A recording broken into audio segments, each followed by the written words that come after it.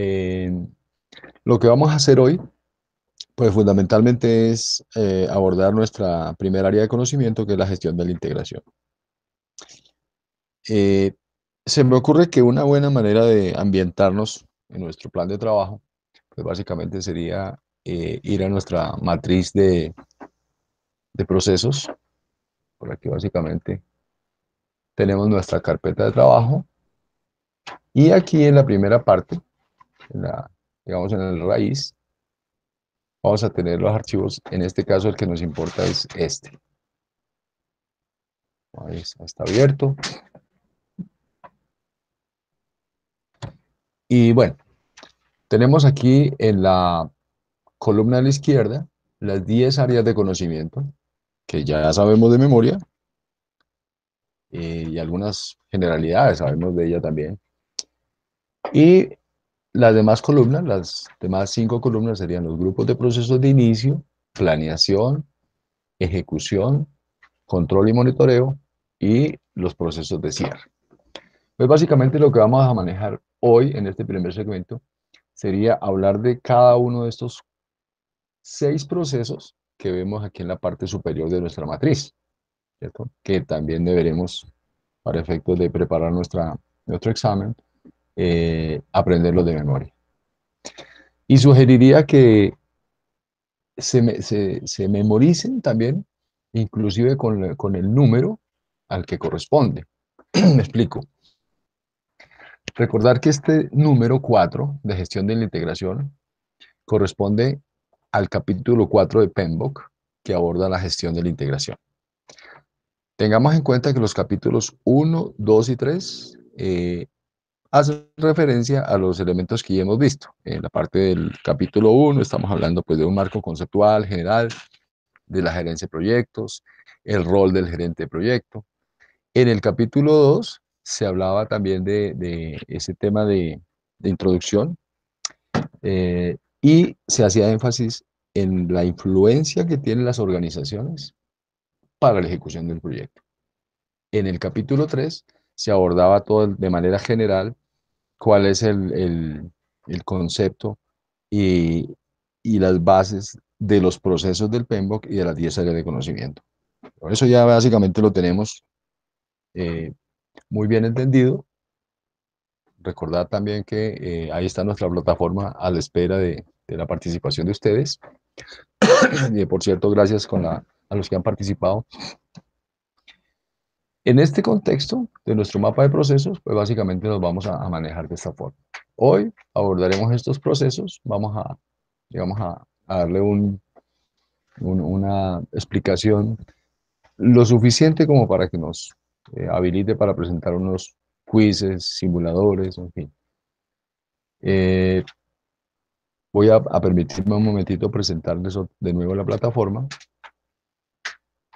y mirar cómo está, básicamente está generando la interacción que necesitamos. Bien, entonces aquí estamos. eh, Esto ya se los había comentado en la primera lección, pero no está de más recordar. Esta básicamente va a ser su tablero de trabajo. Y aquí, pues obviamente esto corresponde al panel del administrador, pero aquí básicamente en la parte derecha superior van a tener aquí una posibilidad de enviar un correo. Se pueden enviar correo entre ustedes si fuera el caso, o también enviar un correo en este caso a su instructor, que soy yo. Yo tengo pues básicamente la visibilidad directa de esta plataforma, inclusive la puedo ver desde mi smartphone. Ustedes también pueden verla en un ratito que tengan libre en la oficina. eh, en fin, la idea sería que esto también se aproveche de manera que la puedan ver en su smartphone, en su tablet. Y aquí tienen la posibilidad voy a mirar aquí los mensajes, por ejemplo.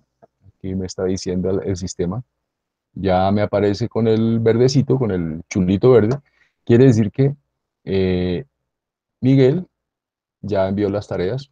Básicamente aquí lo que me dice es que, eh, voy a abrirlo un momentito. Me dice qué tarea envió Miguel. Puedo mirarla en línea, en tiempo real. Es decir, que yo sé lo que están haciendo ustedes en tiempo real realmente. Y puedo dar aquí un feedback de que estuvo bien, que estuvo mal. Entonces, por ejemplo, aquí Miguel me da las respuestas. y sobre eso podemos discutir. Es decir, por ejemplo, Miguel el día de hoy me enviaba una realimentación, decía que no estaba muy claro porque una respuesta era eh, cierta, perdón, porque estaba equivocada si él consideraba que le había respondido bien. Pues había ahí básicamente un tema por aclarar y fue muy productivo porque se aclaró. Entonces, decirles que aquí ustedes también tienen, cada vez que yo les envío una notificación, les puedo enviar mensajes, les puedo enviar notificaciones, y cada vez que se asigna una tarea, pues básicamente les va a llegar aquí una alerta a su sistema, pero también les está llegando al correo electrónico. Entonces, mi recomendación es, como tenemos tan poquito tiempo y, y necesitamos sí o sí ya meternos en el esfuerzo que ya empezamos de sacar adelante nuestra preparación, pues es aprovechar la plataforma. Es, yo creo que el mejor canal que tenemos en este momento. Y eh, aquí en esta plataforma, pues básicamente está todo. Lo que quiero decir que está todo, pues básicamente es, les he hablado de que hay una carpeta en Google Drive, que hay un canal de YouTube, que hay por ahí una plataforma de quizzes. No son más que plataformas de soporte. Realmente todo el trabajo está concentrado aquí en la plataforma. Entonces, por aquí, para mirar una de las lecciones que ya hemos concluido, pues básicamente está todo. Los videos que también están en YouTube, pero no hay que ir a YouTube. Es decir, aquí básicamente se pueden mirar las grabaciones de las clases. Eh, Se puede ver también algunos elementos que no se han considerado que se tenga que hacer grabación, porque, pues, como les he explicado, manejan mucho texto y la idea es que se haga una lectura. Y en este caso, las presentaciones, la idea es que esa lectura se haga mejor que irse a leer un documento, una pieza de PDF, en fin. Pues aquí básicamente está un poquito más extractado y resumido los conceptos y creo yo que es más agradable de leer. Entonces ahí vamos yendo. Eh, por aquí, ahí están los recursos y tener en cuenta que en la parte izquierda, esta es una herramienta pues que me parece que es muy fácil de navegar. Hay el primer quiz de diagnóstico que ya lo hicimos, pero aquí en la parte siguiente dice actividad 1.1, un match, que es básicamente un ejercicio de coincidencias, de conceptos, ya ustedes lo han trabajado, actividades, quizzes, todo está aquí, ¿verdad? Ahí puedo ir a la segunda lección. ¿Qué pasa cuando no he hecho la primera lección o tengo algún pendiente? Pues que básicamente no me deja pasar, ¿cierto? Eh, Observaciones que haya hecho hasta el momento, que he visto que algunos de ustedes empiezan a hacer un quiz y a lo mejor y empezaron a hacer las primeras preguntas, la mayoría correctas, por suerte, pero seguramente se ocuparon o tuvieron que tomar otra actividad. Entonces lo que estoy viendo es que las demás preguntas quedaron sin responder. Obviamente eso se refleja en un puntaje bajo. El sistema permite 3 intentos, ¿sí? Considerando ese tipo de cosas. Pero lo importante sería disponer de los 20, 30 minutos que se estima, que además están cuantificados en cada quiz. Miremos este, por ejemplo, influencia de la organización. O sea, aquí tenemos un quiz que básicamente tiene estas preguntas. Aquí veo mi listado. Cada pregunta tiene una valoración de 1 punto. En total son 30 preguntas muy simples.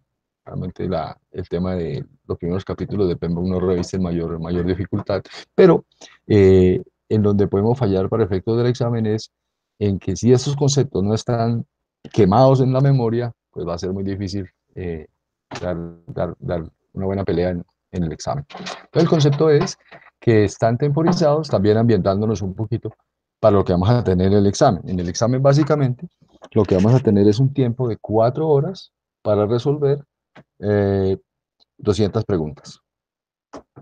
Pero consideren que de esas 4 horas, los 15 primeros minutos los van a tomar para que les den la instrucción, para que ustedes preparen su hoja en blanco con las fórmulas, con lo que llamamos el brain dump.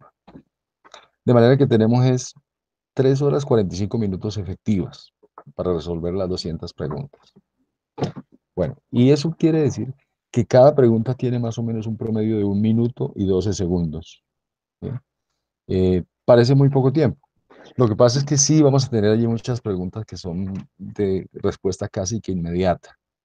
Sin embargo, le recomendaría que, aunque la pregunta parezca trivial, revisen por favor todas las cuatro opciones.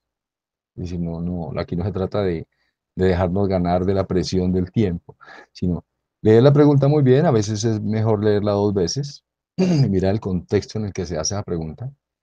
Normalmente cada pregunta tiene una trampa oculta, entonces no caer en esa trampa. Leerla dos veces, entender muy bien el contexto de la pregunta y a continuación leer todas las cuatro opciones de respuesta. ¿Sí? De ahí selecciono la que me parezca que es correcta. Si no estoy seguro, eh, igual la vamos a contestar. Si no están seguros, márquenla. ¿Sí? Como veíamos en la primera clase, siempre está la opción de marcar esa pregunta. ¿Para qué? Para que al final, cuando ya hayan terminado de responder las 200 preguntas, y habrá pasado, yo le estimo un tiempo de 2 horas y media, nos vamos a devolver a revisar pregunta por pregunta. A lo mejor en ese segundo intento ya tenemos la respuesta más clara, dado que hemos respondido preguntas parecidas o alguna pregunta nos facilitó la memoria, en fin. Realmente no digo que el examen sea de memoria, sí se requieren algunos tips de memoria, por eso les hago énfasis en algunos conceptos de que, ups, ojo, este es un tip para la memoria, este es un concepto clave, en fin. Pero en general el examen sí requiere mucho análisis. Análisis, pues obviamente basado en el marco de referencia de PMBOK. ¿Sí? Es básicamente la situación. Entonces, de nuevo, decirles que por favor utilicen la plataforma, porque es la única forma que tenemos en este momento de hacer un uso más provechoso del tiempo. ¿Sí? El fin de semana pasado, por ejemplo, pues básicamente vi que no hubo actividad en la plataforma, y eso pues realmente no puede pasar si es que de verdad queremos dar el examen antes del 25 de marzo.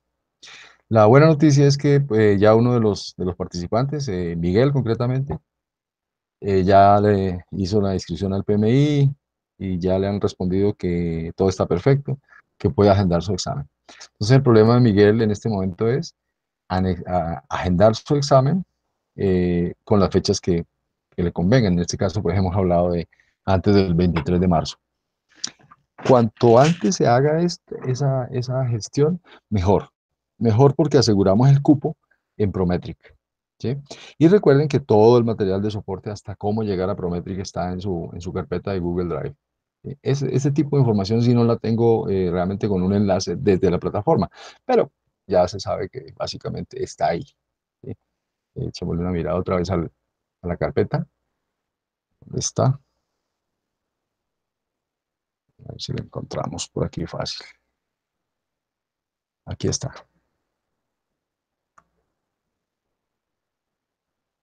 Esto un poquito. Ahí está.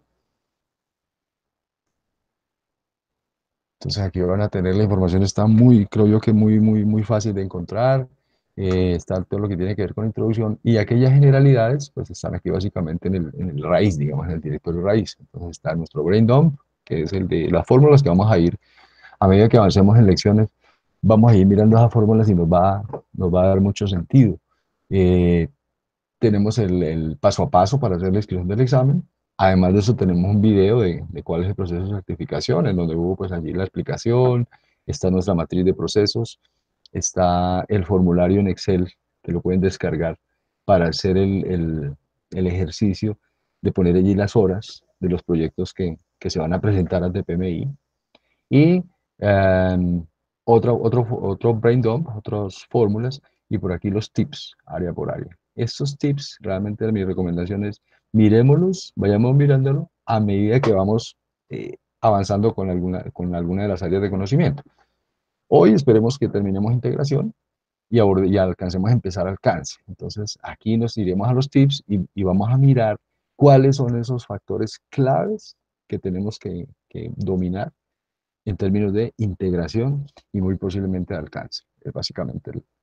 Y en la parte de libros, también se los había recomendado, está pues, hoy básicamente este libro de Pablo Lledó, está el PMBOK, obviamente sobre eso estamos trabajando, está el manual del gerente de proyectos que emite PMI, Y está el libro de Rita Mulcahy de la preparación. Les digo, estos libros están ahí como referencia, pero básicamente este curso va a suplir realmente los contenidos necesarios para afrontar el examen, ¿sí? Tener esos libros ahí como referencia, de pronto una pregunta por ahí que nos dejó confundidos, abatidos, se puede encontrar en alguno de estos tres libros que tenemos de momento la explicación a esa pregunta. Y por supuesto, el primer punto de contacto para resolver esas dudas, esas preguntas que nos dejan un poco angustiados, que no entendemos, pero básicamente estoy yo para orientarles. En otros libros, pues no he querido poner más libros porque tampoco se trata de a- a- a- atofagarlos con demasiada información, pero está un libro que es clave para cualquier profesional, cualquier gerente de proyecto, que son los 7 hábitos de la gente altamente efectiva, los 4 acuerdos de Miguel Ruiz, muy orientados los 4 acuerdos con lo que vamos a ver en gestión de comunicaciones, gestión de recursos humanos y gestión de interesados. Es decir, todos aquellos aspectos que tienen con relacionamiento con personas, con seres humanos, nos va a ser muy útil dar lectura a este libro. Y yo les recomendaría que lo lean en un rato que tengan disponible, porque de verdad que es una lectura muy útil. Estamos hablando de que es un libro de no más de 80 páginas, se puede sacar en poco tiempo. Y bueno, y el libro también de gestión de partes interesadas clave y de habilidades blandas que se llama El arte de la guerra. Entonces, esos 3 libros están ahí. Podrían haber más, ¿cierto? Como les digo, si alguno de ustedes tiene alguna sugerencia que podamos compartir otro libro ahí, pues básicamente la idea es tener esto ahí. Y consideren que esta carpeta, pues básicamente la van a tener visible todo el tiempo a partir de que terminamos el curso, pues básicamente ustedes van a tener ahí el acceso. No, no es tan cierto que vamos a cerrar la carpeta cuando se acabe el curso, ni mucho menos. Ella queda abierta. Y si alguien tiene por ahí algún aporte también para compartir aquí en, en este medio, bienvenido. Bueno, eso es básicamente lo que hay que decirles. Como ustedes ven, pues estoy un poquito preocupado porque no veo mayor actividad en nuestra plataforma y es la idea. La idea es que realmente hagamos muy eficiente uso del tiempo en estas semanas que nos quedan. ¿Qué pasa el 5 de marzo? Se supone que acabamos el curso, eh, pero es posible que si por ahí tenemos atrasos de alguna naturaleza, podamos agendar otras sesiones adicionales. Es decir, tampoco estamos jugando contra el reloj. Lo más importante es que todos esos quizzes, actividades y simuladores queden resueltos. Ese es nuestro propósito realmente como formadores. ¿Sí? Y asumimos pues toda la seriedad y todo el compromiso para apoyarles en ese proceso. Bueno, ahora sí vamos con la teoría. Ya sabemos que en gestión de la integración tenemos 4 procesos. El primero de ellos es hacer el acta de constitución del proyecto, eh, proceso que ya habíamos mencionado y que decíamos que básicamente es un proceso en donde se le da formalidad al inicio del proyecto. Y como ese proyecto tiene que estar alineado con los objetivos estratégicos de la organización que lo ejecuta, pues básicamente necesitamos unos insumos, unas entradas a este proceso. El proceso es el 4.1, recordemos que 4 viene del capítulo 4 de integración, punto 1 porque es el primer proceso de integración. Ya les hablaba antes de la numerología que se maneja. Asimismo, decir que 13.1, que es identificar a los interesados, es otro proceso que está en el grupo de procesos de inicio, pero entonces será el área de conocimiento que está en el capítulo 13, gestión de interesados, y el punto 1 quiere decir que es el primer proceso de esa área de conocimiento. Es un poquito meternos en la cabeza ese mapa de procesos que vimos hace un momento. Pues bien, para hacer el charter o acta de constitución de proyecto, eh, normalmente casi nadie habla de acta de constitución de proyecto, creo que casi todos manejamos en el argot de gestión de proyectos como Project Charter, así se conoce más. Vamos a necesitar aquí el famoso SOW, o Declaración del Trabajo, que es una forma como, digamos, en el lenguaje de negocio se aborda comúnmente a ese anexo técnico en el que están incluidos los términos de referencia del trabajo que se requiere para ejecutar el proyecto. Entonces, SOW, términos de referencia, anexo técnico. También se requiere allí el caso de negocio, business case, los acuerdos, si es que aplican, si es que hay un contrato que avale la ejecución de ese proyecto. Todos sabemos que la mayoría de los proyectos sí realmente están amparados en un contrato, y un contrato pues que obviamente tiene unas implicaciones legales entre dos partes o entre dos o más partes, dependiendo del contexto del proyecto. Y otras cosas que se deben considerar para hacer este charter, pues básicamente serían los factores ambientales de la empresa, fíjense la diferencia, empresa, factores ambientales de la empresa, lo que define esa empresa, pero además de lo que define esa empresa, su cultura, sus políticas, la industria en la que está, el tipo de organización, si es funcional, matricial, proyectizada, todo ese tipo de cosas definen una organización y serán elementos claves para considerar cuando hacemos el charter. Otra cosa serán los activos de procesos de la organización. Fíjense la diferencia. Una cosa es los factores de la empresa y otros los activos de procesos de la organización. Y se hace esa diferencia porque básicamente, bueno, la empresa, pues como su nombre lo indica, está pues enmarcada en unos conceptos de empresa como tal.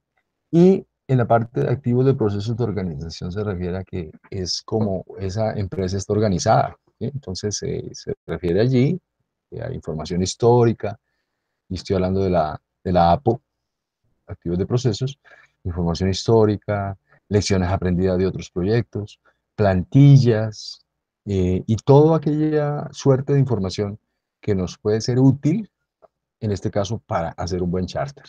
Ya vamos a ver a continuación un ejemplo de un charter, o más bien una plantilla de un charter, pero no es el único.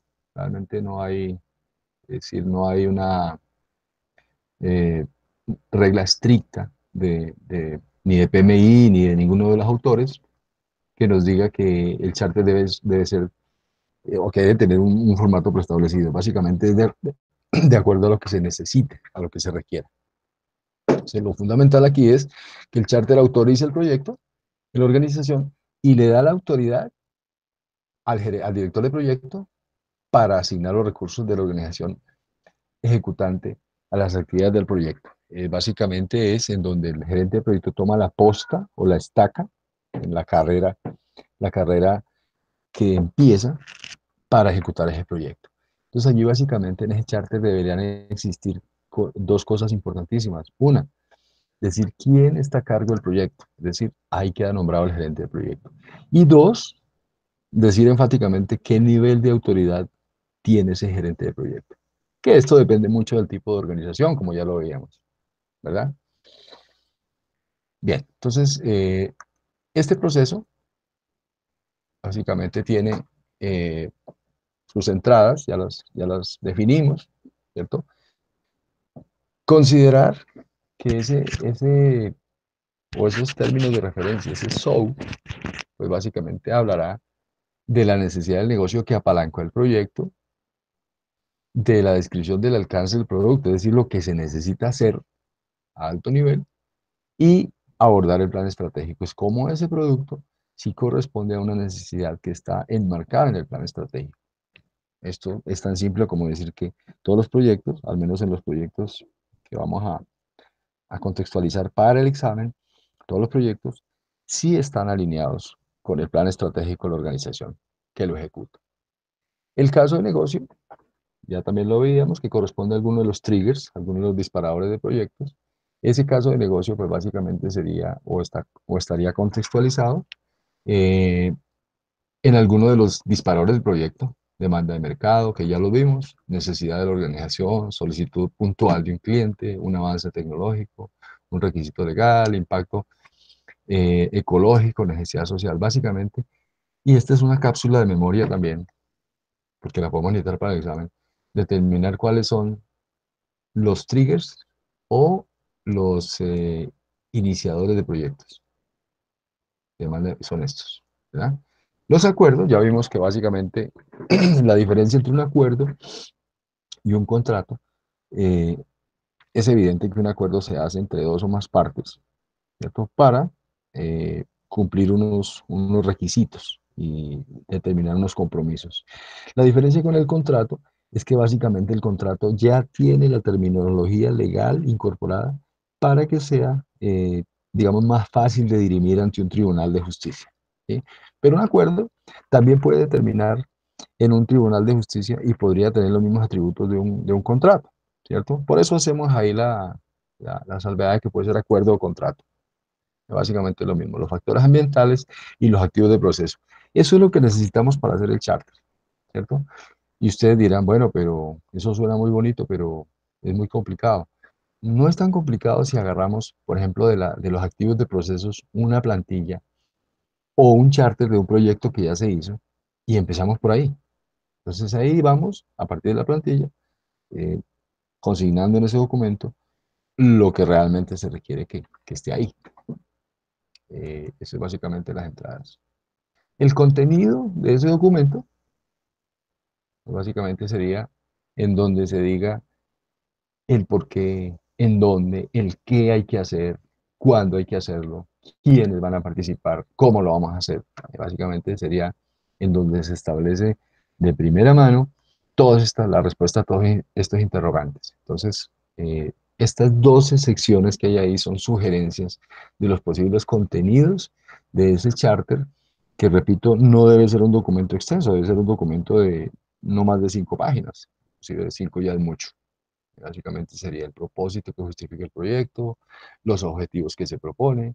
En algunos charter, esos objetivos no solamente se mencionan explícitamente, sino que se habla de qué objetivo estratégico de la organización es el que determinó ese proyecto. Es decir, el objetivo de mi proyecto por un lado, pero por otro lado se hace mención a cuál de los objetivos estratégicos de la organización es el que está implícito en mi proyecto. Los requisitos de alto nivel, es decir, esto es lo que hay que hacer, ¿cierto? Esto sería a muy alto nivel, allí a muy alto nivel querría decir que no sea más de media página, decir qué es lo que quiere el cliente, o qué sabemos nosotros qué es lo que quiere el cliente a alto nivel. Los supuestos, recordemos que los supuestos básicamente es lo que hacemos cuando no tenemos la certeza. Si no tenemos una certeza y no vamos a esperar semanas, o días o meses por una respuesta, pues simplemente hacemos un supuesto. Y hacer un supuesto es, como su nombre lo sugiere, es asumir que las cosas van a pasar como nosotros creemos que van a pasar.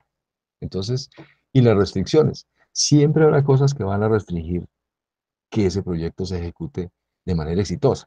Entonces, las supuestos, un supuesto podría ser, por ejemplo, este proyecto puede llegar a feliz término siempre y cuando mi cliente cumpla con los compromisos de financiación de las actividades del proyecto. Ahí ya estamos enmarcando un supuesto que a la vez genera riesgos.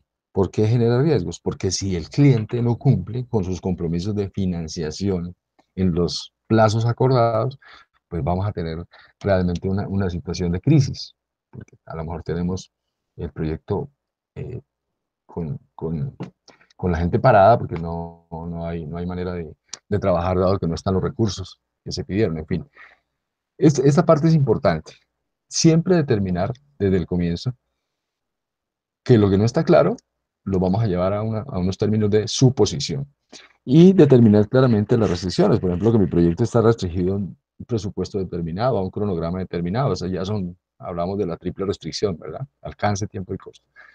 La descripción de alto nivel del producto y sus límites, es decir, qué debe entregar el proyecto.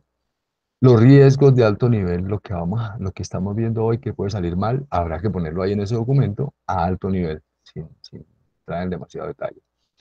El resumen del cronograma de hitos, hablábamos de poner allí los hitos o los eventos importantes o puntos de control del proyecto a lo largo del ciclo de vida que anticipamos hoy y decirlos ahí claramente. Básicamente, siempre será mejor en este resumen de cronograma de hitos, más que utilizar texto, de pronto utilizar un gráfico, en donde se diga una matriz, en donde se diga tal actividad se completa en determinada fecha, ¿cierto?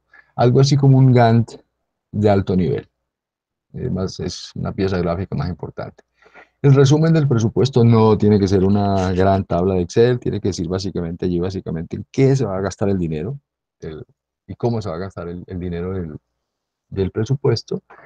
Y alguien me pregunta, en ese charter, en esta parte del presupuesto, se va a decir cuáles son los réditos que va a tener la organización una vez ejecute el proyecto. Puede ser importante hacerlo. Y eso es una muy buena interpretación del caso de negocio. Me explico. Aquí en esta parte del resumen del presupuesto, se puede decir que el proyecto se va a gastar eh, 10 millones de dólares, pero que una vez se entregue el producto, se van a tener unos ingresos de 2 millones de dólares al año, que es lo que se prevé hoy, que se va a tener como consecuencia del proyecto. Eso es importante decirlo también. No es necesario, pero sería importante contextualizar ese proyecto en términos del negocio que está generando ese emprendimiento, en este caso de proyecto. La relación de los interesados identificados, es decir, poner allí en este documento quiénes son las partes interesadas que ya hoy consideramos que están involucradas, el cliente, eh, los usuarios, ese tipo de interesados habrá que ponerlos ahí en el documento de manera formal. Los requisitos de aprobación, es decir, en qué consiste, cómo lo van a medir, ¿cierto? Vamos a entregar algo, pero si realmente lo que nosotros vamos a entregar está, digamos, bien determinado, ¿qué debe cumplir para que no lo aprueben? Sería decir eso.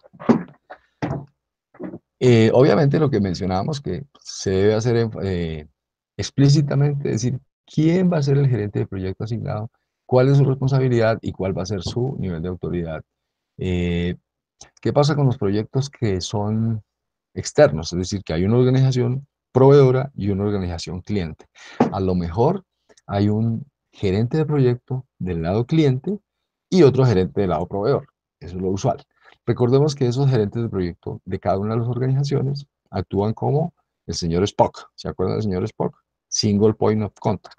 Realmente sería el punto focal en donde hay un contacto único entre las dos organizaciones para que los trabajos del proyecto eh, se hagan de manera coordinada, ¿cierto? Entonces, cada uno de esos gerentes de proyecto tendría un charter, es decir, la organización cliente tendría su charter y la organización proveedora tendría su charter. Básicamente tenemos que ser claros también en eso, de que necesitamos definir un rol, ¿sí? De la organización que ejecute el proyecto. Si no se dice, si no se dice explícitamente en la pregunta del examen cuál es el rol de mi organización en un proyecto externo, se asume básicamente que nuestra organización es buyer, es decir, es compradora. ¿Ok? Ese es uno de los elementos que marcamos como PI mismos, esas eh, condiciones implícitas que a lo mejor no están en la pregunta, pero que debemos asumir. Entonces, si no nos dicen lo contrario, nuestra organización es compradora. El nombre y el nivel de autoridad del sponsor, del patrocinador, y quienes autoricen el acta de constitución del proyecto. Esta parte es muy fácil porque es la que va en la parte final y son realmente los que firman el documento. Eso sería básicamente el contenido. Y por aquí aparece entonces el mapa mental, mapa conceptual. El propósito del proceso, pues autorizar el proyecto. Y de manera escrita, decir claramente qué es lo que hay que hacer, cuáles son los requerimientos iniciales que apalancaron ese proyecto. Tenemos por aquí las entradas, ya las vimos, el caso de negocio, los acuerdos, los factores ambientales, los activos de procesos, y vamos a ver qué herramientas y técnicas necesitamos. Juicio experto se refiere a que tenemos la posibilidad, como una herramienta y técnica, de consultar a individuos o entidades que tengan un nivel o una pericia de tal manera que nos oriente en la creación del charter. Otros gerentes de proyectos, asociaciones profesionales. Si los términos de referencia están en una, digamos, están redactados en una industria en la que yo no soy muy fuerte, entonces tendré realmente que buscar asesoramiento para reflejar ese buen entendimiento en el Project Charter. Técnica de facilitación, pues básicamente sería al interior del proyecto eh, facilitar la discusión para el mejor entendimiento de la problemática que va a solucionar el proyecto, lo que apalanca el proyecto. Se dice allí en el charter quién es el gerente de proyecto, cuál es su autoridad, quién es el sponsor, la descripción del producto del proyecto y esos requerimientos que va a suplir a alto nivel. Tener en cuenta que una cosa está relacionada con otra. Me explico. Esas características del producto a alto nivel, fíjense que tiene mucho que ver con lo que venía, que era la declaración de trabajo del proyecto, que era en donde estaban la descripción detallada técnica de lo que debe cumplir el producto, o sea, los términos de referencia. Entonces, los términos de referencia podrían ser un elemento que en el charter se mencione como una referencia, ¿cierto? Como un documento de soporte y eso. Entonces, en el charter diría cosas como, de acuerdo al requerimiento número tal, eh, tenemos identificados estos requerimientos, ¿sí? No hay que hacer dos veces lo mismo. Básicamente, aquí el show, los términos de referencia, servirían como apoyo para soportar esta parte de la descripción del producto a alto nivel. La estrategia de la organización y el objetivo estratégico que justifique el proyecto, habría que decirlo también. Los requerimientos de alto nivel, también relacionado con lo que mencionábamos antes. Cronograma de hitos, algo como esto. El presupuesto, no necesariamente habrá que poner en el charter una tabla, para un gráfico parecido a esto, mejor si lo tienen, pero mejor siempre, a pesar de que haya una imagen muy buena que explique, también será mejor por lo menos dedicarle un párrafo a explicar de qué se trata el presupuesto, es decir, cómo se va a gastar el dinero. Esta parte es muy sensible porque antes de firmar ese documento, seguramente que el sponsor va a- a pedirnos que seamos muy claros ahí en explicar muy bien cómo se va a gastar el dinero, cómo se van a gastar los fondos. Y aquí estamos hablando de una eh, información que tiene que ser breve, pero muy concisa y muy clara. Y también veíamos, perdón, que tendremos que hacer referencia a los riesgos de alto nivel. Bueno, también hablábamos de que teníamos que poner allí supuestos y restricciones, pero también requisitos de aprobación del proyecto, es decir, qué se requiere cumplir para que el producto del proyecto sea aceptado. La salida del proceso, pues básicamente es el chart o el acta de constitución del proyecto. Ese es fundamentalmente el, el objetivo final de hacer este proceso. Entonces, es simple, no realmente hay mayor sofisticación. Lo que puede ser complicado es la contextualización que haya alrededor de este proceso. Y es así que por ahí en el material hay un quiz eh, de no más de 10 preguntas, enfáticamente sobre este proceso. No todos los procesos tienen quizzes, pero sobre este sí, porque se ha visto que puede haber alguna confusión. Pero aquí está, ya cuando ustedes descarguen su presentación, pues básicamente al hacer clic aquí hay un documento relacionado de la autora Rita Mulcahy, en donde está el paso a paso para crear el charter. Y, por supuesto, también una de tantas plantillas, en este caso estamos tomando la de Rita, que nos presenta en la octava edición de su libro que tienen allí en su batería de Google Drive. Entonces no lo vamos a ver ahora, lo que sí podemos ver en este momento, para cerrar el proceso, sería algo como esto, donde básicamente tenemos una plantilla, eh, información, fíjense que la información está tabulada, a veces es más fácil mirar una tabla que leer una historia. El Project Charter de Rita sí tiene un formato de texto, es decir, que hace una descripción punto por punto. Entonces aquí tenemos las bases del proyecto, valor del presupuesto, pero fíjense que en esta parte, este formato ya habla del tipo de contrato. En eh, en esta plantilla se sugiere decir si es un contrato a precio fijo, de costos reembolsables o tiempos y materiales. Dependiendo del contrato, habría que decir qué tipo de contrato es. En esta plantilla, insisto, no tiene que ser como lo dice esta plantilla, es solamente una mera sugerencia de lo que podemos hacer. Detalles de contactos claves del lado del cliente y roles y recursos de la organización ejecutante que están preasignados para hacer el proyecto. Entonces aquí se menciona un director de proyecto, un gerente de proyecto, un ingeniero senior, un ingeniero, un ingeniero junior, un aprendiz, un experto en manufacturas por computador, eh, diseño, perdón, diseño por computador. En fin, como le digo, una plantilla, no nos vamos a estresar por eso. Cuando veamos la de Rita van a ver que es inclusive más simple que esta. Y ahora sí viene lo que hablábamos, el alcance, eh, qué documentación se requiere, cuáles son las restricciones, cuáles son los subproyectos si es que los tiene. Y por aquí habla de planes específicos del proyecto. Y así va hasta, bueno, y aquí está pues básicamente una lista de entregables de ese proyecto. Y esto correspondería realmente con el cronograma de hitos, ¿cierto? Entonces, ¿cuál es el entregable? ¿Quién lo hace? ¿Y en qué fecha? Es una forma de presentar el cronograma de hitos, pero lo fundamental en el charter, al menos lo que nos van a preguntar en el examen, es que el charter debe tener un cronograma de hitos.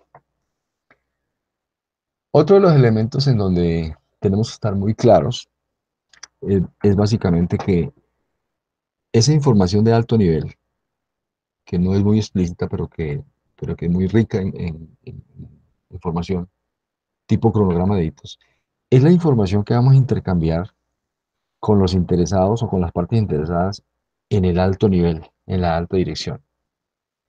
Esto tiene sentido, porque si vamos a ir, seguramente si nos llaman a un comité directivo, en donde se esté pues, básicamente dando tratamiento al proyecto, creo que no vamos a llevar un cronograma detallado para entrar a hacer explicaciones de los detalles. Simplemente nos vamos con un cronograma de hitos, información de alto nivel, que va a ser muy apreciada.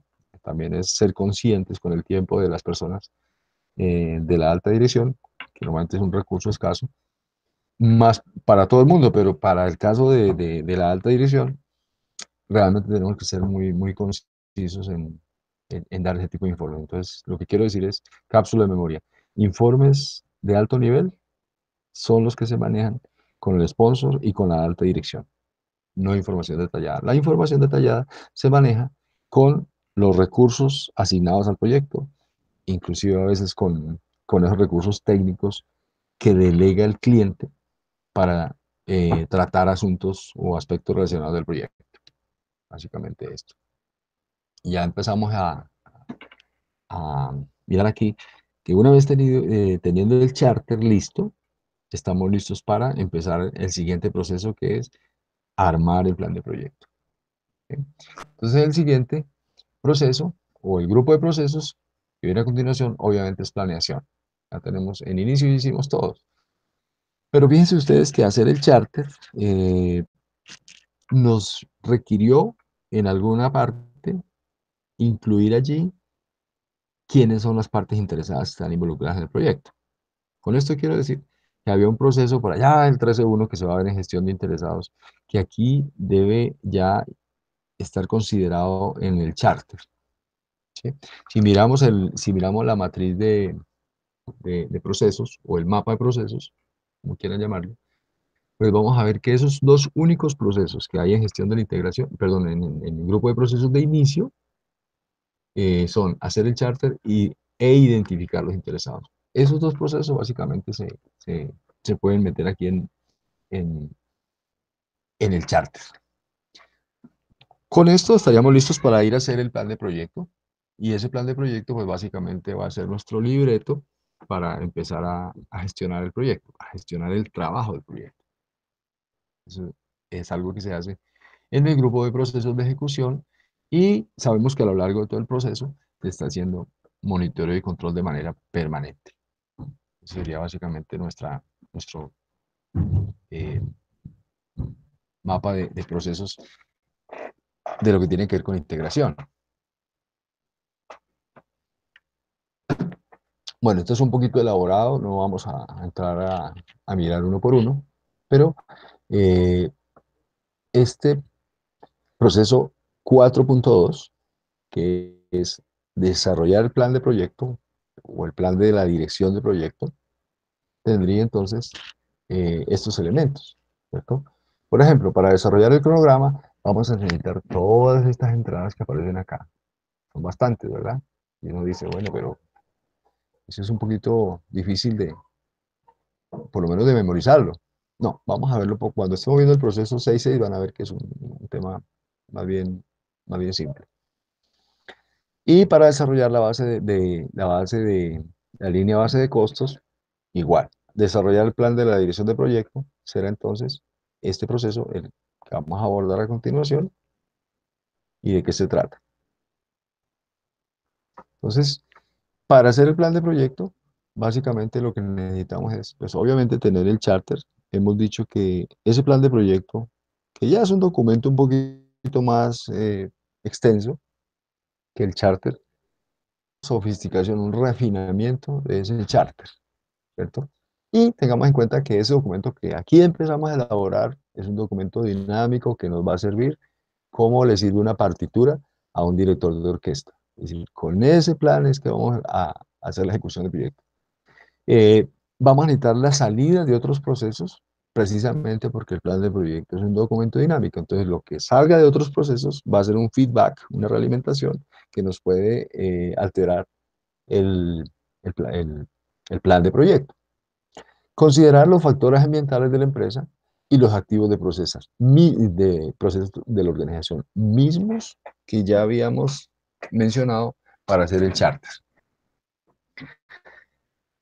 Y considerar que cuando estamos haciendo este plan, pues es válido preguntar, es válido investigar, pero habrán algunos elementos en donde realmente no podemos tener información de manera oportuna y en esos casos, pues básicamente vale hacer supuestos. Hacemos supuestos apuntando que se trata de una suposición. Es decir, en el charter también hay restricciones y supuestos.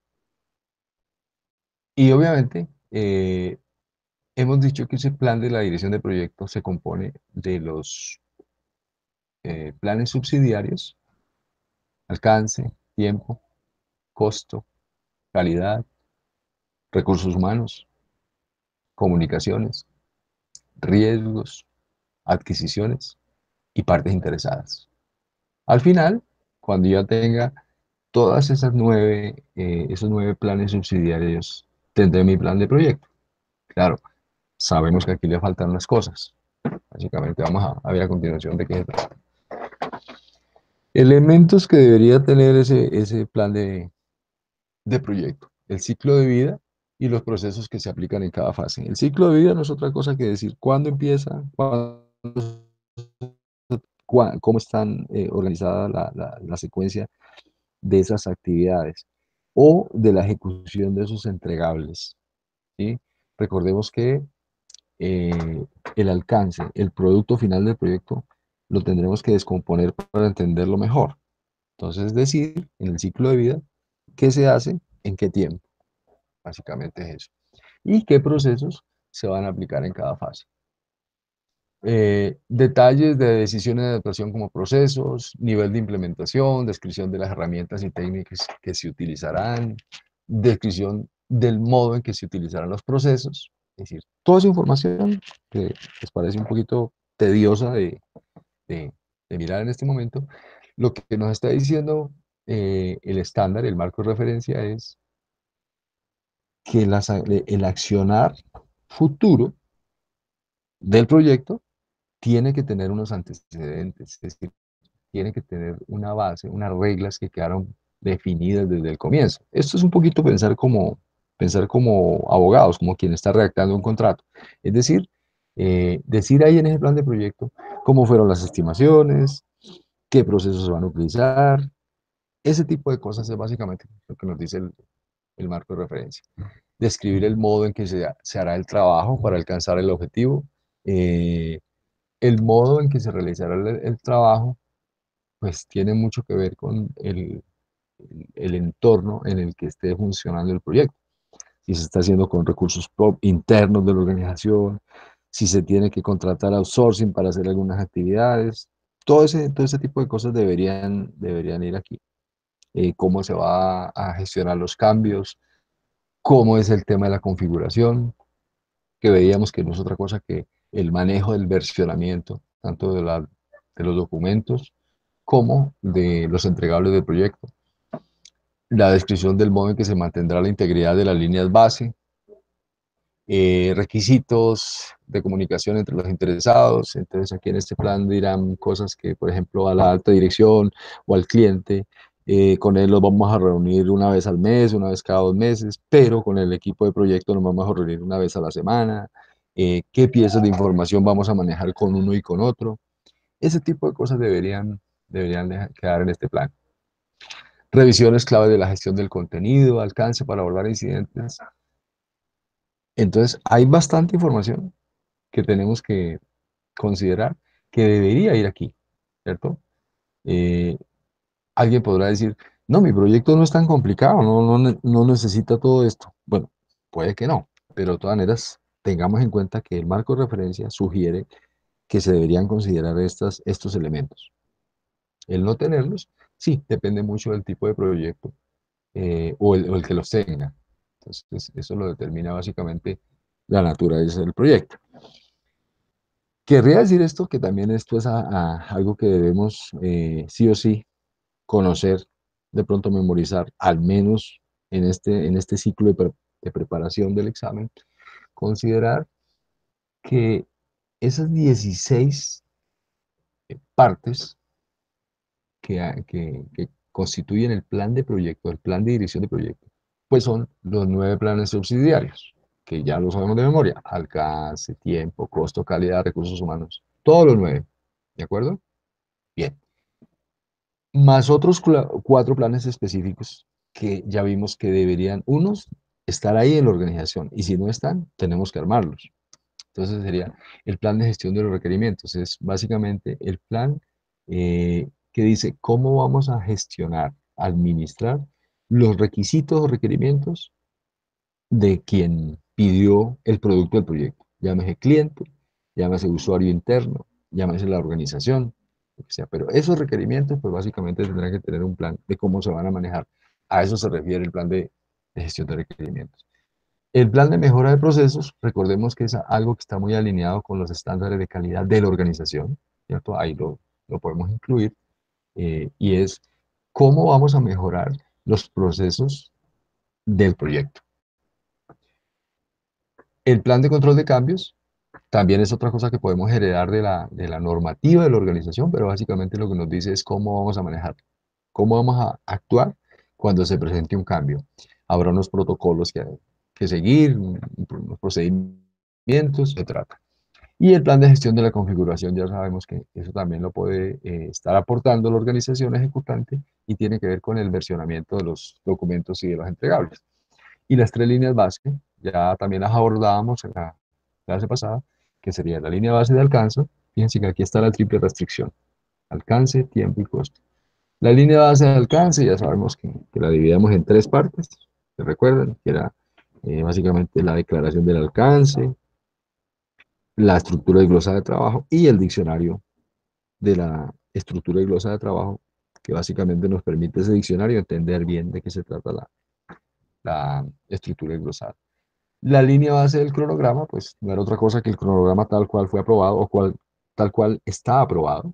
Después de un cambio aprobado, pues si el cronograma se altera, habrá que tener una versión eh, corriente con la que manejamos el proyecto y a eso se refiere la línea base del cronograma. Línea base de costos, igual. El presupuesto, tal cual ha sido aprobado.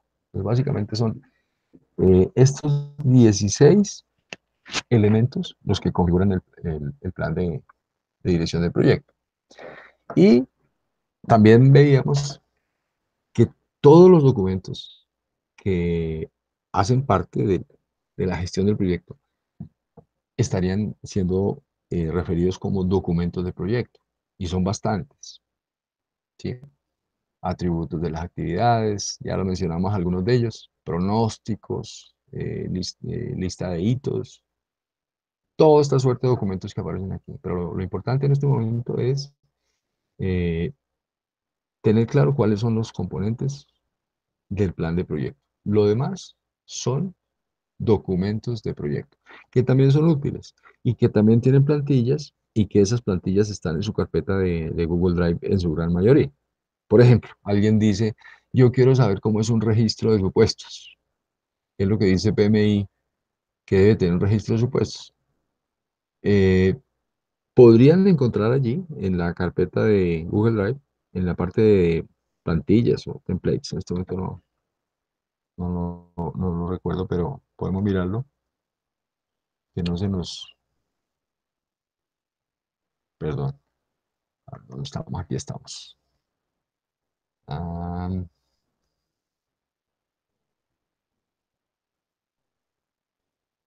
templates, se llama templates. Pues básicamente aquí lo que tenemos son plantillas de documentación mínima. Se refiere, bueno, lo llamamos así como documentación mínima, pero podría, podría no ser tan mínimo, depende mucho del proyecto, pero podría ser de utilidad. Y aquí en esta parte de plantillas de PMI es básicamente en donde les comento que existen, no veo el número, pero son creo que 64 plantillas que en un momento dado podrían serles útiles, ¿cierto? No necesariamente para este curso, que su propósito es preparar el examen, salvo que alguien quisiera contextualizar uno de estos documentos de proyecto con alguna pregunta o alguna situación de ese tipo, pero básicamente aquí lo que tenemos es plantillas para la gran mayoría de esos documentos de proyecto. Aquí, por ejemplo, fíjense que alguien me pregunta por el chat si aquí está el plan de proyecto. Entonces están en orden alfabético, ¿no? Aquí está el Project Charter, están en formato Word. Este es Project Management Plan. Este pues, es básicamente un formato que propone PMBOK, PMBOK para un plan de proyecto. Entonces la respuesta es sí, el plan de proyecto está ahí como formato. Eh, También hay un formato para el Project Charter, de la manera como lo propone eh, PMI, gestión de calidad, de auditoría de calidad, este sería pues, básicamente un formato para la declaración del alcance pues, del proyecto. Estamos obviamente hablando de eso. Y por aquí habría también una plantilla que se llama estructura de glosada de trabajo, ¿cierto?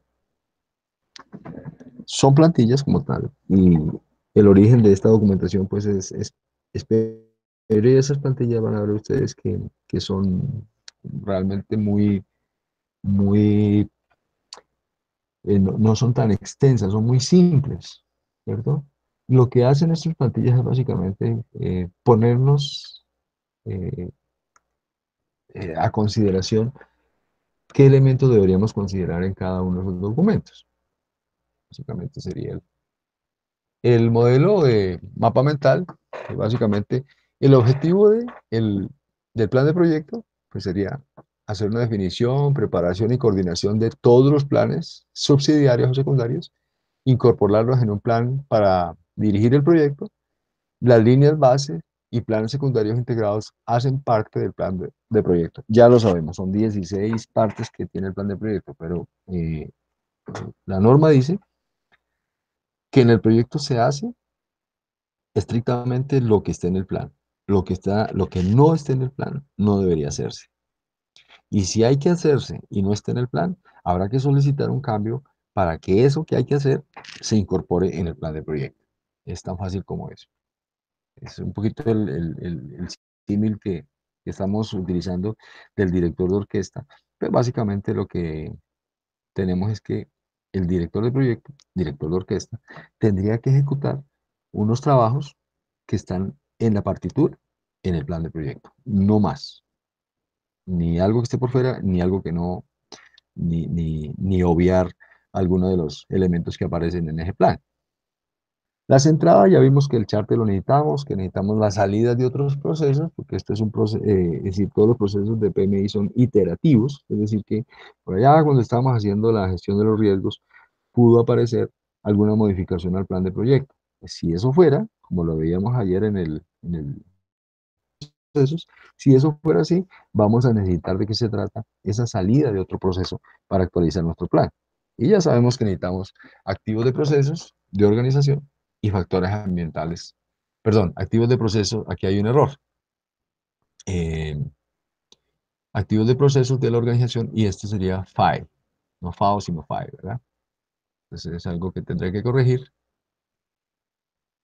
pero básicamente no incurran en esa imprecisión. Herramientas y técnicas, de nuevo, el juicio experto, técnicas de facilitación.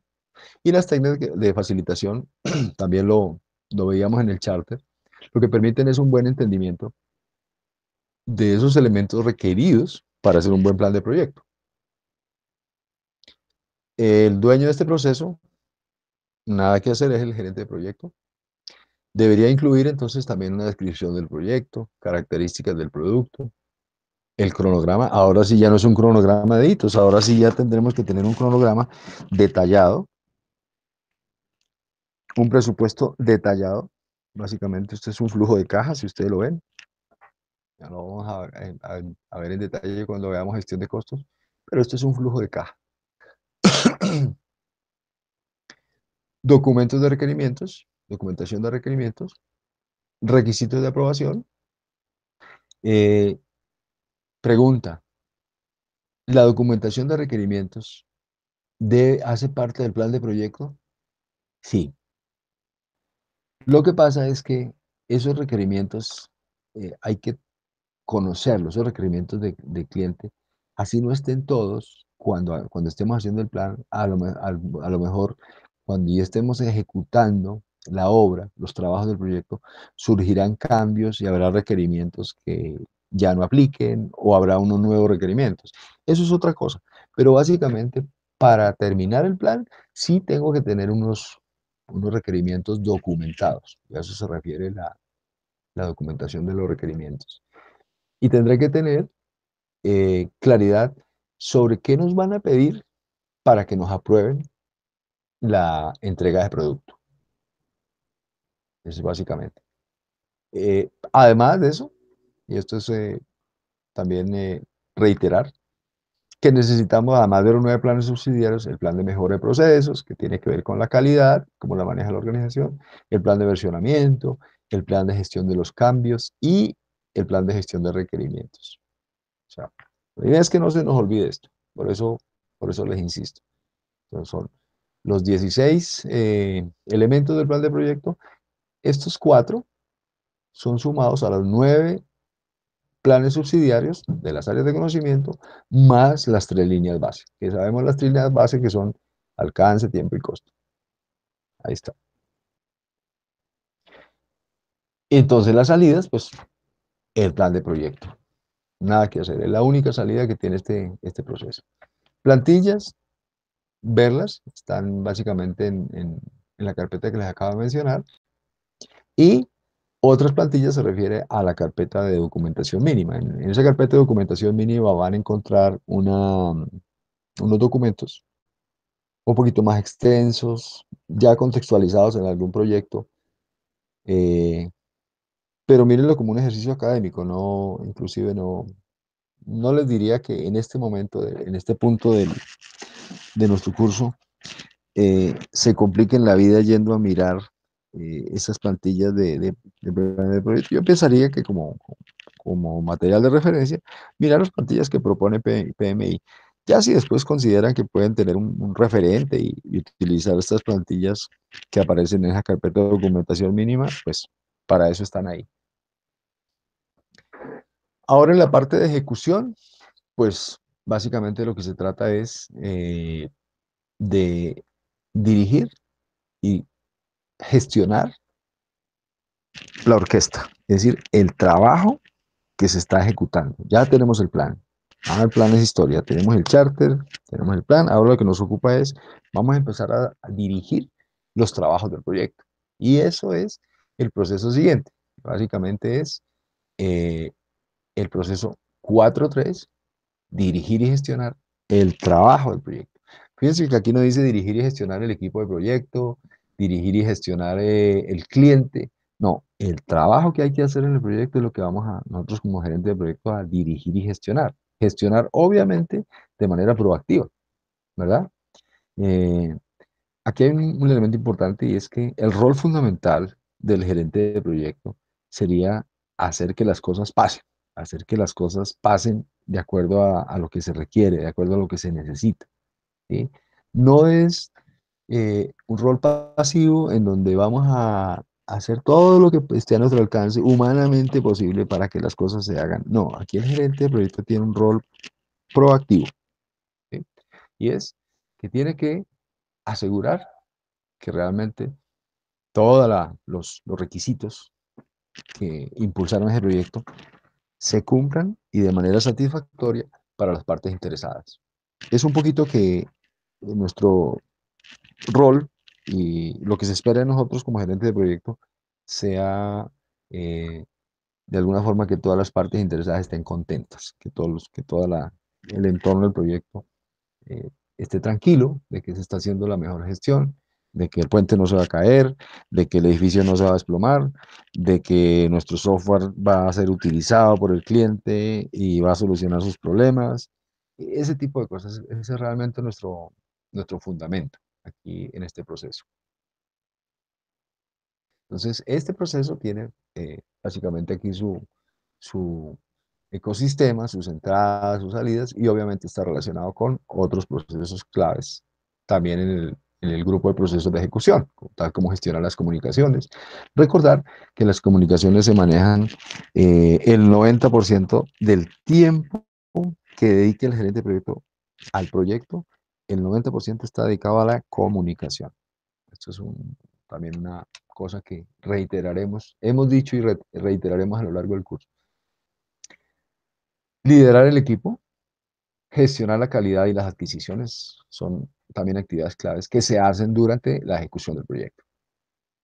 Entonces, el director de proyecto sería un director de orquesta, pero que maneja, ¿cierto? Una, pues obviamente hemos dicho que es el plan de proyecto, pero la otra es la gestión de los cambios, es la solicitud de cambios. Sí, estoy atento, interpretando en este caso la melodía, la pieza musical, pero además de eso tengo que estar atento a los cambios que se requieren. Es decir, es una partitura que me la pueden cambiar en cualquier momento y tengo que estar listo para obrar en consecuencia. Entonces, sí es un director de orquesta, muy bien, con una partitura, pero adicionalmente tiene que estar atento a las solicitudes de cambio que lleguen a ese trabajo del proyecto. Entonces, lo que vamos a necesitar serían los datos de desempeño del trabajo. Recordemos que los datos de desempeño del trabajo no son otra cosa que el resultado de las mediciones de cómo está el trabajo en el proyecto, cómo vamos en términos de alcance, de tiempo, costo, los entregables, cómo fluye la ejecución de esos entregables, cómo está la solicitud de cambio, las comunicaciones, cómo estamos ejecutando en términos de si se está haciendo lo que aparece en el plan de comunicaciones o a lo mejor habrá que cambiarlo, las actualizaciones al plan de proyecto, considerarlas y pues también actualizaciones a los documentos de proyecto. Sería básicamente como todo el universo que tiene el gerente de proyecto para su accionar diario.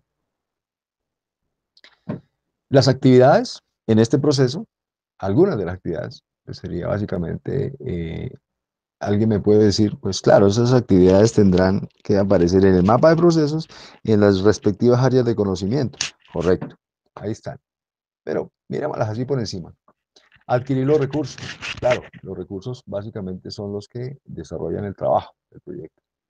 Hacer que se ejecuten actividades planeadas. Sí, emitir solicitudes de cambio, analizando el impacto y proponiendo soluciones para facilitar su control. Asegurar la calidad. Asegurar la calidad es parte de la ejecución. ¿Verdad? Asegurar la calidad es sobre los procesos. Recordemos eso. Entonces, sí hace parte de la ejecución y estamos en gestión de calidad. Implementar actividades aprobadas de mejora de procesos también es calidad. Gestionar comunicaciones y la participación de los interesados. Hay dos áreas de conocimiento, comunicaciones y gestión de interesados. Dar soporte a los procesos de contratación de proveedores.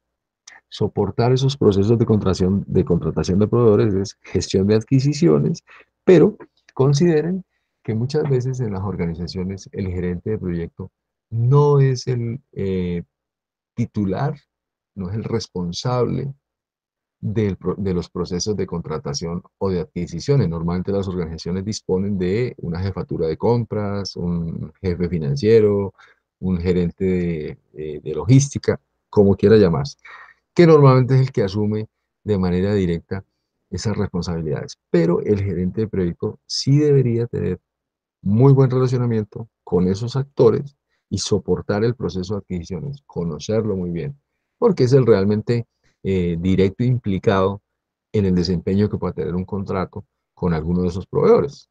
¿Sí? Entonces, no se espera del gerente de proyecto un rol pasivo, sino que esté dándole permanente soporte a, a esos procesos.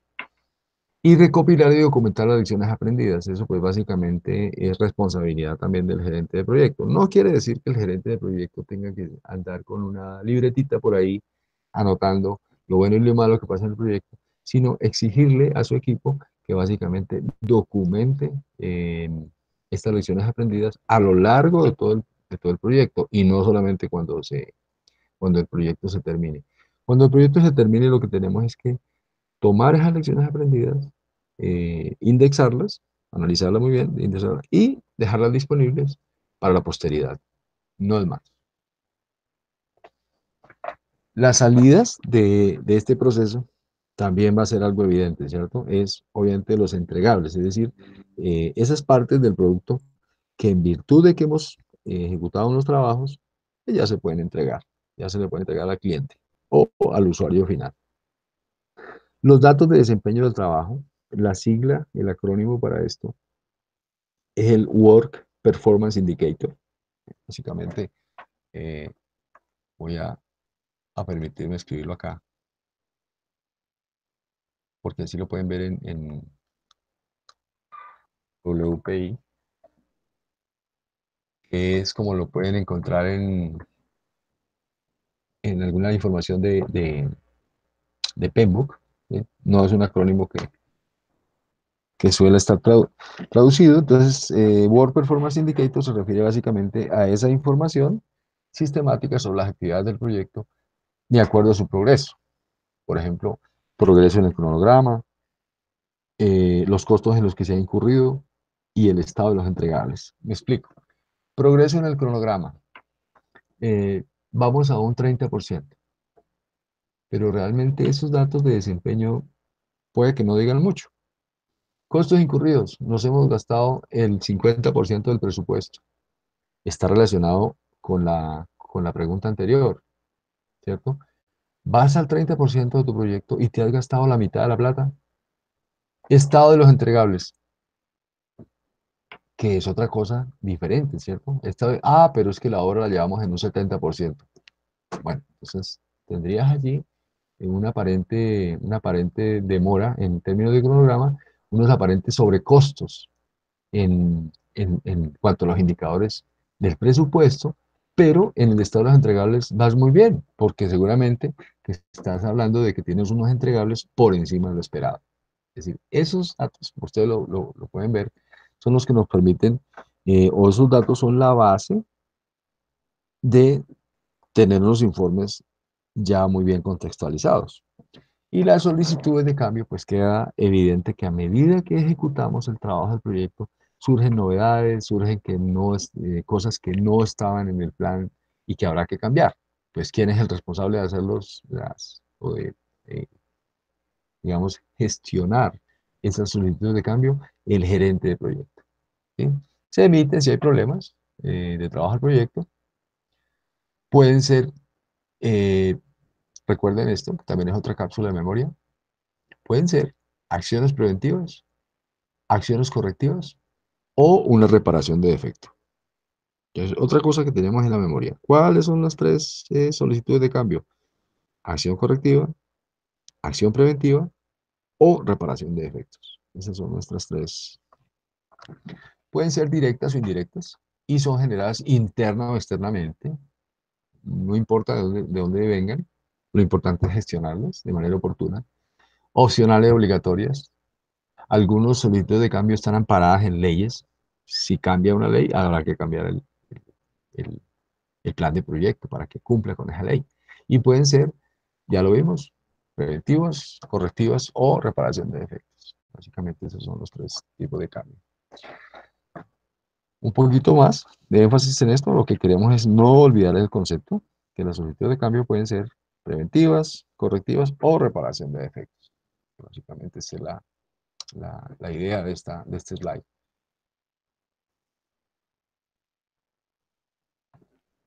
Las actualizaciones al plan de proyecto, podemos actualizar cualquier cosa en el plan de proyecto. Sin embargo, aquí hacemos énfasis en algunas cosas que tendríamos que tener la alerta en el caso de que se presenten cambios. Por ejemplo, en el plan de gestión de los requerimientos, ¿sí? En ese plan de gestión de los requerimientos, lo que tenemos es, que lo vamos a ver más adelante, donde vemos gestión del alcance. Y en ese plan de gestión de requerimientos lo que vamos a tener es información de cómo vamos a levantar esos requerimientos, cómo los vamos a documentar y cómo los vamos a implementar. ¿Sí? Por ahí también se dirá a quién echarle la culpa de si ese requerimiento no quedó bien hecho. Bueno, un responsable, ¿cierto? Lo mismo en términos del cronograma. Son cosas muy sensibles, y fíjense que tienen que ver con el primero, con alcance, requerimientos, tiempo, cronograma, presupuesto, gestión de costos, calidad y puede ser de cualquier área de conocimiento realmente. Pero esas actualizaciones al plan de proyecto, pues básicamente, eh, digamos que de esas 16 partes que vimos del plan de proyecto, cualquiera de ellas o es susceptible de ser actualizada. ¿Sí? Se aborda que las tres líneas base que tenemos, que son tres, al menos en nuestro estudio, para preparar el examen, vamos a abordar que las tres líneas base son tres: alcance, tiempo y costo, no más. Y es que no existe una línea base de calidad, puede que la haya, pero para efectos de nuestro marco de referencia, para efectos de preparar nuestro examen, vamos solamente a abordar estas tres líneas base, que son las que hacen parte del plan de proyecto. No lo vamos a complicar con otra cosa. Eh, las actualizaciones a esa documentación de proyecto podríamos perfectamente estar hablando de actualizar, ¿eh? Hacer actualizaciones a los documentos de requisitos. Y alguien me puede decir, pero ven, y es que arriba, ¿qué era eso de requerimientos? ¿No es lo mismo que requisitos? Sí, es lo mismo. Aquí se refiere al plan de gestión de los requisitos, porque estamos hablando de actualización al plan de proyecto. Pero en este punto 6 se refiere a documentos de requisitos. Es decir, que además de tener un plan para gestionar esos requisitos, debo tener documentos de requisitos. ¿Cuáles son esos documentos de requisitos? Pues esos documentos en donde consignamos la información de los requisitos, es decir, qué es lo que quiere mi cliente, ¿cierto? A, B, C. Perfecto. Pero además de eso, en esa documentación de requisitos habrá que decir lo que ya dijimos arriba, es decir, quién es el dueño de ese requisito, quién pidió, para cuándo lo necesita, eh, quién es el responsable de solventar o de suplir ese requisito. Habrá que decirlo, y eso no es parte del plan, eso es parte ya del documento de requisitos. Y lo mismo para los otros, registro del proyecto, asuntos, supuestos, que son documentos de esa larga lista de documentos de proyecto. El registro de riesgos también es un documento de proyecto, aunque hay un plan de gestión de riesgos. Registro de los interesados también es otro documento de proyectos. Eh, una solicitud de cambio, no la vamos a, no la vamos a ver en detalle porque aparece dentro de las plantillas, pero lo importante en este momento es tener claro que una solicitud de cambio es un documento que normalmente es firmado por el gerente de proyecto y que le dice a su organización cosas como necesito más tiempo, necesito más dinero, necesito más recursos, que tiene que ver mucho con más dinero, o eh, cualquiera cosa que impacte alguna de las tres líneas base debería ser puesta en conocimiento de la organización o de la alta dirección de la organización, que al menos en el marco de referencia que estamos analizando, la organización dispone de un comité de control de cambios, ¿sí? Puede cambiar de nombre con cada organización, pero básicamente su función es recibir las solicitudes de cambio que emiten los gerentes de proyecto. Esa solicitud de cambio básicamente lo que va a decir es, pues obviamente, ¿qué fue lo que disparó el cambio? ¿Cuál fue la causa? ¿Sí? El cliente se le acabó la plata o el cliente nos hizo un cambio porque las condiciones de mercado cambiaron, mil cosas. Entonces debe decir en ese sentido, ¿qué generó el cambio? ¿Qué pasa si se hace el cambio? ¿Qué pasa si no se hace? Pero también, ¿cuál es el impacto que genera ese cambio en las demás áreas de conocimiento? ¿Sí? Me explico. Esa solicitud de cambio es que nos den más dinero, pero el que nos den más dinero, ¿qué pasa si ese comité no aprueba? Pues vamos a tener ahí unos impactos. Impactos en términos de alcance, tiempo, costo, calidad, interesados, todas las áreas de conocimiento. Entonces, en esa solicitud de cambio vamos a tener que mencionar sí o sí cuál es el impacto que tiene ese cambio en las demás áreas de conocimiento. Eso es lo fundamental. Entonces, es decir de qué se trata el cambio, qué lo causó, cómo impacta a las demás áreas de conocimiento y también decir qué pasa si no se hace, cuál es el impacto. Porque muchas veces eso es lo que ve una junta directiva. En este caso, una junta de control de cambio va a decir, bueno, pues plata no hay. ¿Qué pasa si no hacemos esa adición presupuestal?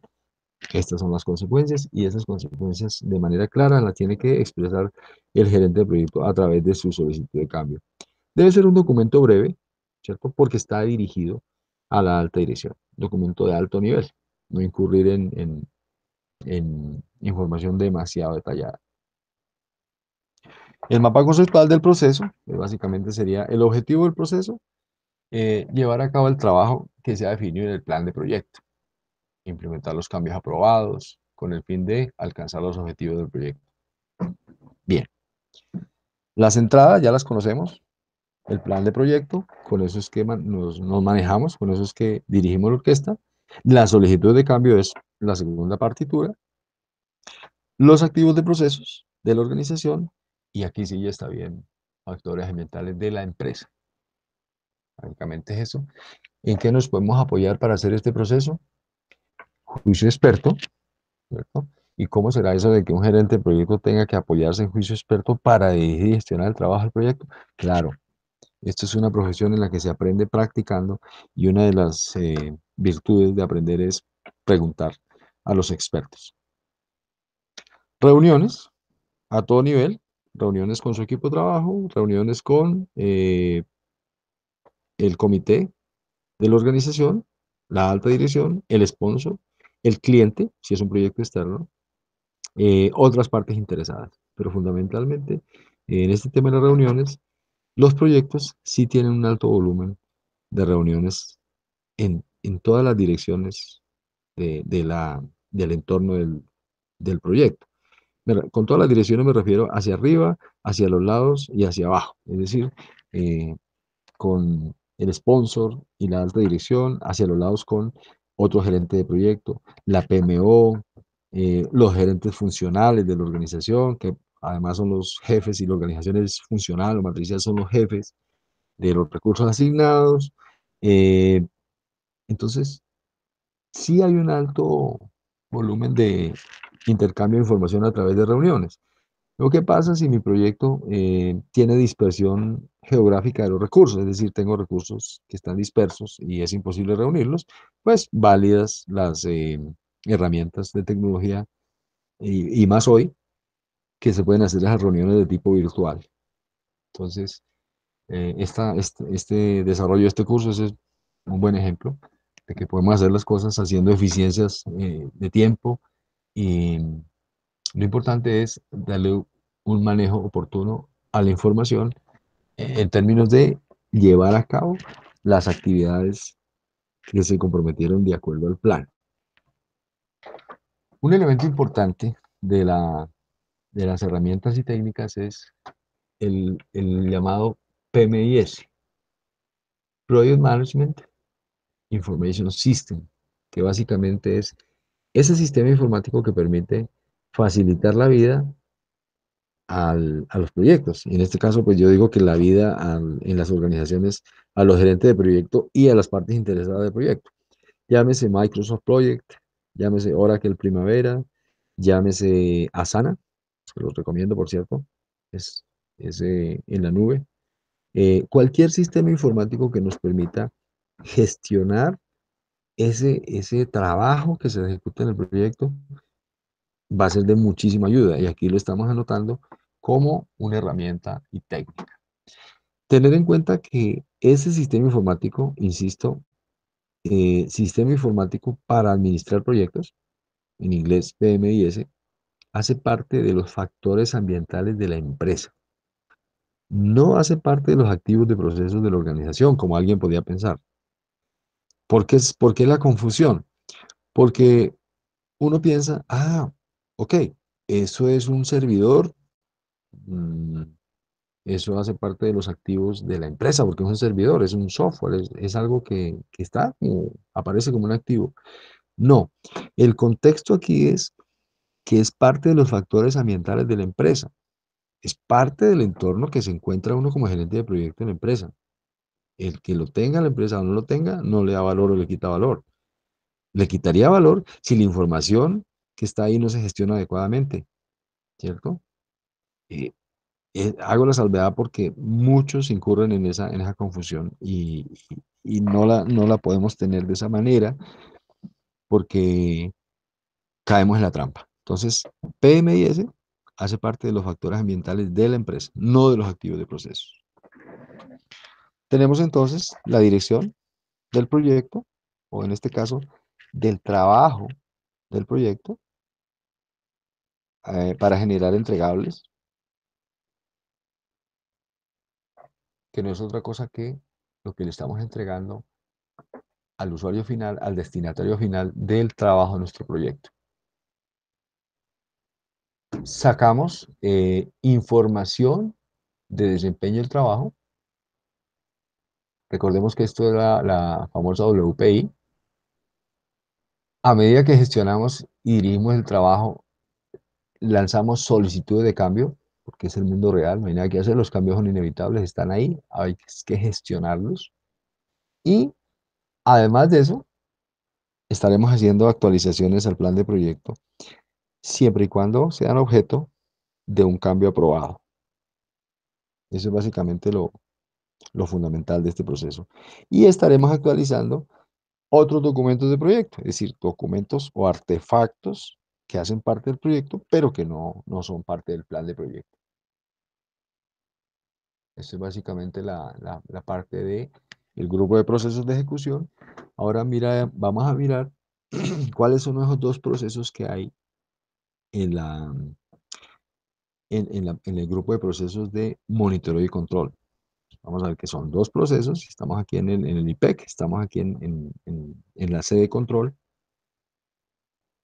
Básicamente, este sería nuestro ecosistema. Y los procesos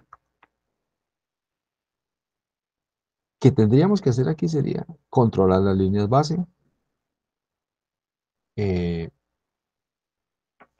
controlar comunicaciones, la participación de los interesados, el trabajo que se ejecute en el proyecto y los cambios.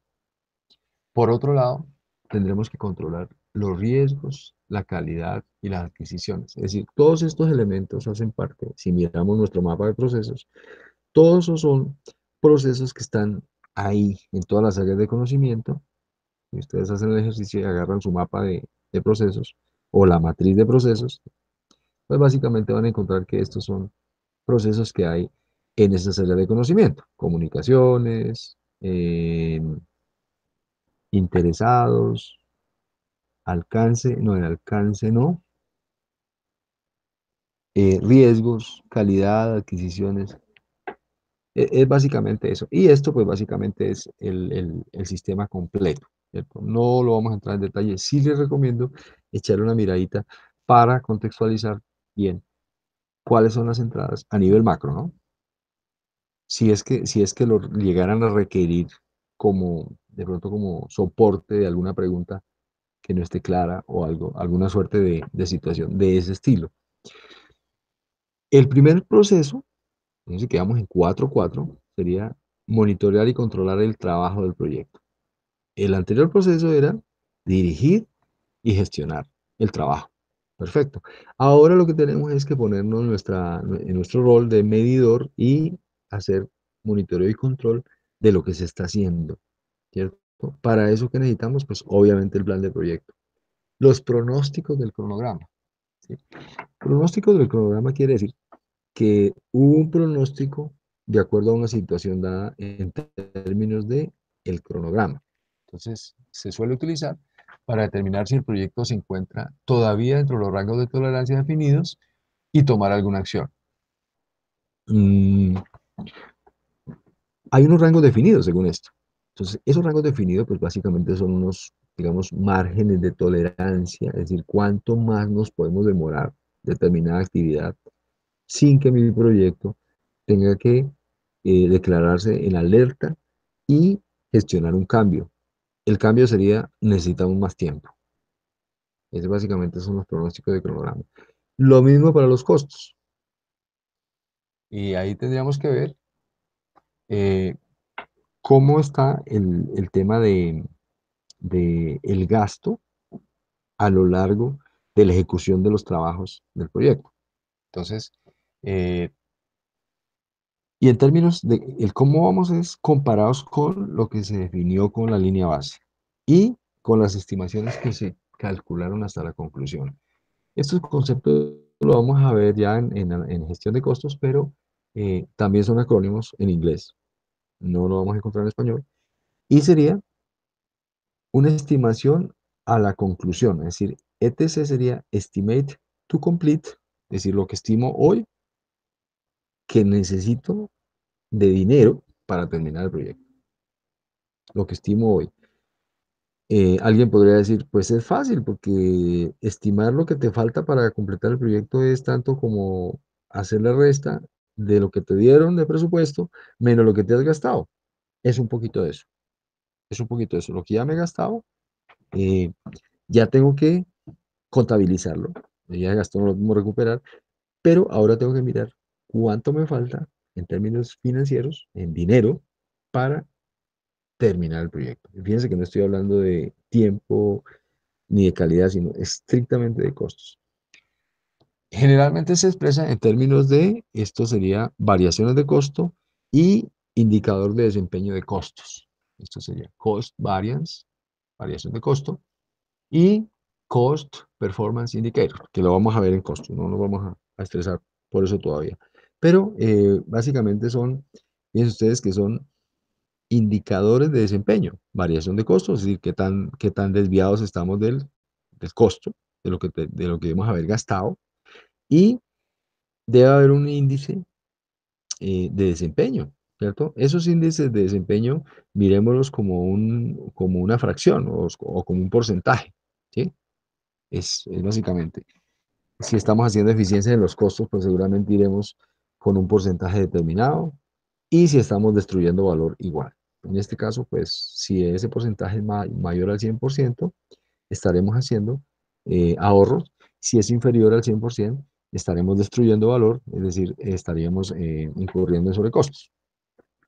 Ya lo vamos a ver luego. Los cambios validados también son entradas importantes. Y recuerden que no estamos hablando de cambios de aprobados, sino validados, es decir, que ya fueron validados e implementados y fueron aprobados y son resultantes del proceso de realizar el control integrado de cambios, que es el proceso que vamos a ver a continuación. La información de desempeño del trabajo, fíjense que ya no son datos ni son informes, sino información. Son los tres niveles. Datos, lo que produce la medición. Informes es esos datos procesados.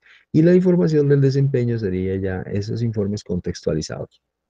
Son básicamente esos tres niveles.